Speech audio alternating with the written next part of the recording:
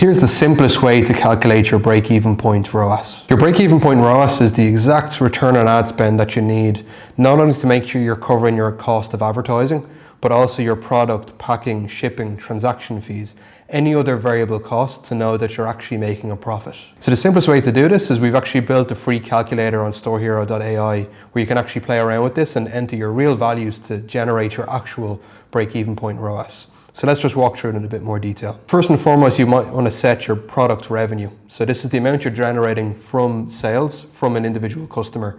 Depending on where you're selling in the world, that may include tax or exclude tax. So you can enter that here as well. Let's say it's €100, $100 for argument's sake. From here, you might want to add your cost of goods. So this is your actual product cost to get that landed, ready to sell. So let's say for argument's sake, we set this as 30. From there, you may have a shipping cost. This is the cost that you incur as a business, separate from maybe what you might charge a customer.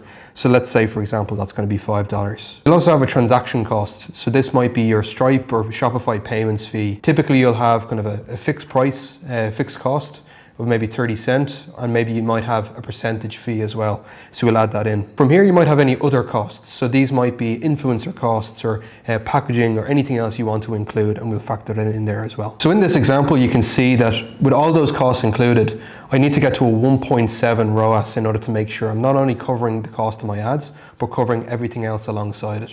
This is a much clearer view because every business is going to be different. Some businesses might need a 2.3 to be profitable, some might need a 1.4, and make sure you're understanding that and keeping your ads, if you want to be first or profitable, above that particular mark.